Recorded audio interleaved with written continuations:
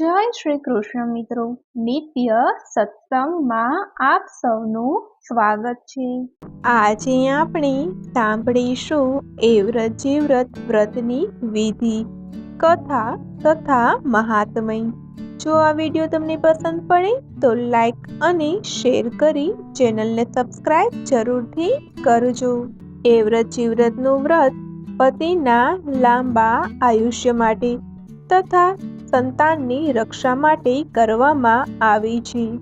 આ વ્રતમાં 4 દેવીઓની કથા છે, જેમાં મા એવ્રતમાં, મા જીવ્રતમાં, મા જયામાં તથા મા વિજયામાંનો સમાવેશ થાય છે।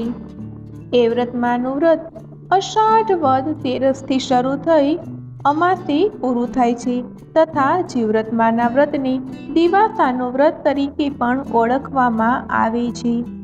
એવ્રતમાંનું વ્રત લગ્ન પછીના પહેલા વર્ષથી શરૂ કરવામાં આવે છે। આ વ્રત અષાઢ વદ 13થી શરૂ થાય છે અને અમાસે વ્રત પૂરું થાય છે।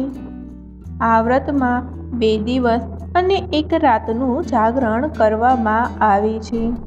સવારે સ્નાન કરી પાણિયારે એવ્રત અને જીવ્રતમાંનું નામ લઈને ઘીનો દીવો કરવો, પતિના આયુષ્ય માટે પ્રાર્થના કરવી। વ્રતના દિવસે અન્ન ન લેવું જોઈએ, ફક્ત ફળ જ ખાવા જોઈએ તથા રાત્રે જાગરણ કરવું અને માના ભજન કીર્તન કરવા। આ વ્રત 5 વર્ષનું હોય છે। 5 વર્ષે ઉજવણું કરવામાં આવે છે। ઉજવણામાં સૌભાગ્યવતી સ્ત્રીઓને ગોરણી કરવામાં આવે છે તથા તેમને સૌભાગ્યના ચિહ્ન સમાન વસ્તુઓ પણ આપવામાં આવે છે। આ વ્રત કરવાથી એ જીવ્રતમાં પ્રસન્ન થાય છે અને શ્રદ્ધાથી વ્રત કરનારની મનોકામનાઓ પૂર્ણ કરે છે। એ વ્રતમાંના વ્રતમાં મંદિરે જઈ ષોડોપચાર પૂજા કરવામાં આવે છે તથા આ વ્રતમાં ઝવેરાની પૂજા પણ કરવામાં આવે છે, કેમ કે ઝવેરા એ માતા પાર્વતીજીનું જ સ્વરૂપ છે અને જીવ્રતમાંનું વ્રત દિવાસો તરીકે પણ ઓળખવામાં આવે છે। જીવ્રતમાંનું વ્રત સંતાનની રક્ષા માટે કરવામાં આવે છે। આ વ્રત 1 જ દિવસનું હોય છે તથા આખી રાત જાગરણ કરવું જોઈએ। જો આખી રાત જાગરણ ન થઈ શકે તો રાતના 12 વાગ્યા સુધી જાગવું જોઈએ, માના ભજન કીર્તન કરવા જોઈએ। તો આ હતી આ વ્રતની વિધિ। હવે આપણે આ વ્રતની કથા સાંભળીએ। ભક્તિપુર ગામમાં ધર્મદાસ નામે એક ધનિક બ્રાહ્મણ રહેતો હતો। તેની પત્નીનું નામ જ્ઞાનવતી હતું। તેને ત્યાગરાજ નામે એક પુત્ર હતો। એક પ્રખર જ્યોતિષે આ પુત્રનું એવું ભવિષ્ય ભાખેલ કે જ્યાં સુધી ત્યાગરાજ કુંવારો રહેશે ત્યાં સુધી જીવશે અને પરણશે તો મોતને વરશે। આથી ધર્મદાસ અને જ્ઞાનવતીને ઘણી ચિંતા થયેલી, પણ ભાગ્યમાં હશે એમ થશે એમ વિચારીને આ વાત ભૂલી ગયા। ત્યાગરાજ ઘણો તેજસ્વી હતો। એ યુવાન થયો ત્યારે વૈરાગ્યનગરમાં તેની સગાઈ થઈ। થોડા સમયે એના લગ્ન થયા। એની પત્નીનું નામ શ્રદ્ધા હતું। લગ્ન કરીને જાન પાછી ફરતી હતી ત્યાં તો બારે મેઘ ગાંડા તૂર થઈને તૂટી પડ્યા। જાનૈયા જીવ બચાવવા આડા અવળા થઈ ગયા। ત્યાગરાજ તેની પત્નીનો હાથ ઝાલીને કેડ કેડ તમાણા પાણી વીંધતો તેને એક મંદિરમાં લઈ ગયો। પડશાળમાં પગ મૂકતા જ એક સાપે ત્યાગરાજને દંશ દેતા તે તત્કાળ મરણને ચરણ થયો। શ્રદ્ધા પતિના શબનું માથું ખોળામાં લઈ કારમો વિલાપ કરવા લાગી। મંદિરમાં પાણી ભરાતું જોઈ બારણા બંધ કરી દીધા। આ મંદિર એવ્રતમાં, જીવ્રતમાં, જયામાં અને વિજયામાંનું હતું। ચારેય દેવીઓ પૃથ્વી પર ફરવા નીકળી હતી। મધરાતે એવ્રતમાં આવ્યા। બારણા બંધ જોઈ સાદ દીધો, મારા મંદિરમાં હોય એ બહાર આવે, નહીંતર શ્રાપ દઉં છું। શ્રદ્ધાએ પતિનું મસ્તક નીચે મૂકી બારણા ખોલ્યા। બારણા ખોલતા જ એની આંખો અંજાઈ ગઈ। તરત એ માના પગમાં ઢળી પડી અને બોલી, દયા કરો માં, દયા કરો। એવ્રતમાં એ મંદિરની અંદર કોઈ પુરુષને સૂતેલો દીઠો। તરત જ એ બોલ્યા, હે અબળા, હું એ વ્રતમાં છું, તું કોણ છે અને આ પુરુષ કોણ છે? મારું નામ શ્રદ્ધા છે માં. આજે જ પરણીને આજે જ વિધવા થઈ છું. વરસાદથી બચવા અમે આ મંદિરે આવ્યા. પડશાળમાં જ સાપે મારા પતિને દંશ દીધો અને પળમાં પ્રાણ પહર્યા. હે દયાળી, મારો ચાંદલો અખંડ રાખો. એ વ્રતમાં બોલ્યા, હું કહું એમ કરે તો તારા પતિને સજીવન કરું. માં, મારો સુહાગ સજીવન થતો હોય તો મારો પ્રાણ પણ આપવા તૈયાર છું. શ્રદ્ધા બોલી. એ વ્રતમાં એ હસીને નજર કરી તો મળદામાં સળવળાટ થયો. ત્યાગરાજે પડખું ફેરવ્યું પણ ત્યાં તો એ વ્રતમાં અંતર્ધ્યાન થઈ ગયા. શ્રદ્ધા ફરી બારણા બંધ કરીને વિલાપ કરવા લાગી. મધરાત પર એક ઘડી વીતી ત્યાં તો જીવ્રતમાં આવ્યા. બારણા બંધ જોઈને ક્રોધ કરતા બોલ્યા, કોણ છે મારા સ્થાનકમાં? બારણા ખોલ, નહીતર બાળીને ભસ્મ કરું છું. આંસુ સારતી શ્રદ્ધા બારણા ખોલતા જ માના પગમાં ઢળી પડી. એની કરુણ કથની સાંભળતા જ જીવ્રતમાં બોલ્યા, મારું કહ્યું કરે તો તારા સુહાગને સજીવન કરું. શ્રદ્ધાએ વચન આપ્યું. ત્યાગરાજ થોડો તડમડીને શાંત થઈ ગયો અને જીવ્રતમાં અદૃશ્ય થઈ ગયા. શ્રદ્ધા દોડીને પતિ પાસે આવી. પતિના શરીરમાં ગરમી આવી હતી પણ જીવ નહોતો આવ્યો. શ્રદ્ધા ફરી વિલાપ કરવા લાગી. રાતના ત્રીજા પ્રહરે જયામાં આવ્યા. શ્રદ્ધાએ બારણા ખોલ્યા અને રડતા રડતા બધી વાત કરી. તો જયામાએ પણ એની પાસેથી વચન લીધું. ત્યાગરાજ જરા ચળવળીને શાંત થઈ ગયો અને જયામાં પણ અલોપ થઈ ગયા. શ્રદ્ધાના રુદનનો અંત ન આવ્યો. ચોથા પ્રહરે વિદ્યામાં આવ્યા. શ્રદ્ધાએ માને પગે લાગીને પોતાના પતિને સજીવન કરવા આજીજી કરી.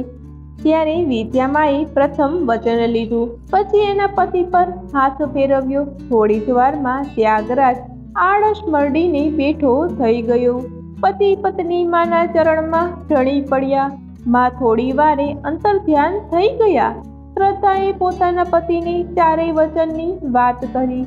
ત્યાગરાજે પણ ખુશીથી હા પાડી, કારણ કે ચારેય દેવીના પ્રતાપે જ એ સજીવન થયો હતો. સવાર થતાં ભક્તિપુર ગામનો એક ખેડૂત મંદિરે દર્શન કરવા આવ્યો.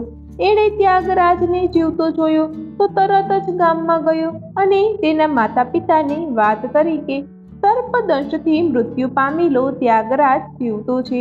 આથી ધર્મદાસ અને જ્ઞાનવતી મંદિરે આવ્યા. શ્રદ્ધાએ સાસુ સસરાને બધી વાત કરી. દેવી પ્રસન્ન થયા અને પુત્ર સજીવન થયો.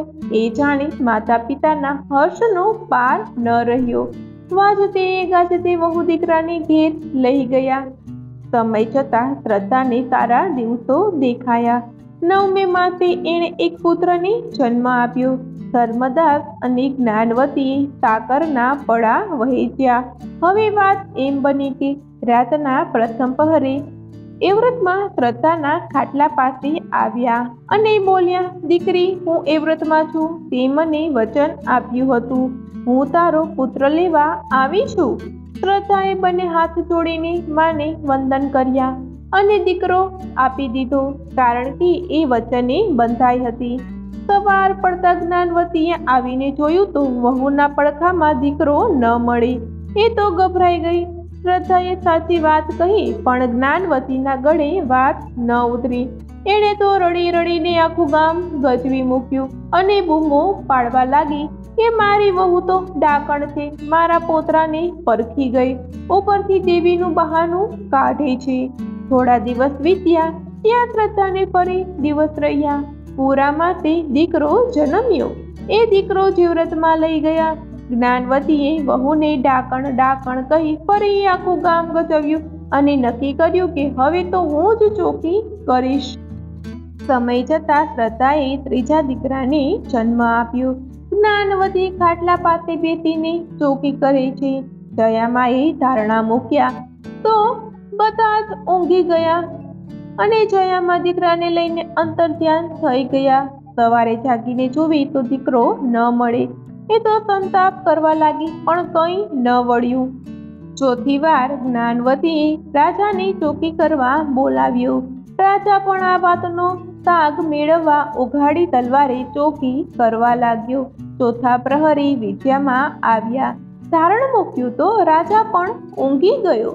માએ શ્રદ્ધા પાસેથી દીકરો માગ્યો. શ્રદ્ધાએ દીકરો માને સોંપતા વિનંતી કરી, હે માં, બોલે બંધાઈ છું તેથી ના નથી પાડી શકતી.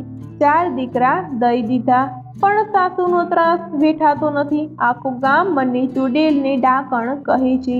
8મી વેળાએ વહારે આવજો માં. વિદ્યામાં દીકરાને લઈને ચાલ્યા ગયા. સવારે જોયું તો દીકરો ન મળે. હવે તો બધાને ખાતરી થઈ ગઈ કે બહુ જ ડાકણ છે અને દીકરાને પરખી જાય છે. 5મી વખતે શ્રદ્ધાએ રૂપાળી દીકરીને જન્મ આપ્યો.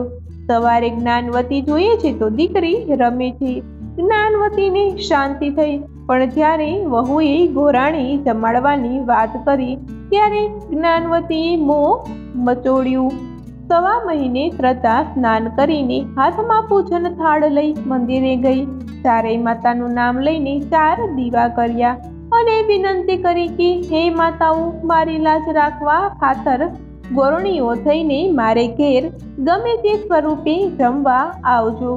સાંજે ચારેય દેવીઓ રૂપ બદલીને જમવા આવી.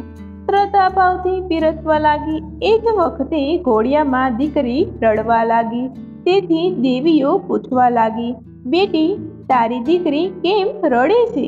ત્યારે શ્રદ્ધા બોલી, હે માતાઓ, રમાડવા વાળા 4 ભાઈ જન્મ્યા હતા. એ મેં વચનને ખાતર સોંપી દીધા. હવે એને કોણ રમાડે? ચારેય દેવીઓએ એ જ ક્ષણે અદ્રશ્ય રીતે 4 દીકરા લાવીને શ્રદ્ધાને સોંપી દીધા. પછી આશીર્વાદ આપીને ચારેય દેવી અંતર્ધ્યાન થયા. શ્રદ્ધા દોડીને સાસુને બોલાવી લાવી. ચારેય છોકરાને જોતા જ્ઞાનવતીના આંખમાં હર્ષના આંસુ આવી ગયા અને શ્રદ્ધા તરફ એનો અહોભાવ વધી ગયો. સાસુએ રડતા રડતા વહુની ક્ષમા માંગી. આ વાતની ગામમાં ખબર પડતા જ સૌ શ્રદ્ધાની વાહવાહ કરવા લાગ્યા. ઘેર ઘેર ચારેય દેવીના ગુણગાન ગવાવા લાગ્યા અને સઘળી સ્ત્રીઓ એ વ્રત કરવા લાગી. આ ચારેય દેવીઓ જેવી શ્રદ્ધાને ફળી તેવી સૌને ફળજો. જય માં એ વ્રતમાં, જય માં વિજયામાં, જય માં જીવ્રતમાં, જય માં જયામાં. તો મિત્રો, આ હતી એ વ્રત જીવ્રત વ્રતની કથા, વિધિ તથા મહાત્મય. જો આ માહિતી તમને પસંદ પડી હોય તો વિડીયોને લાઈક અને શેર કરી ચેનલને સબસ્ક્રાઇબ જરૂરથી કરજો. જય શ્રી કૃષ્ણ.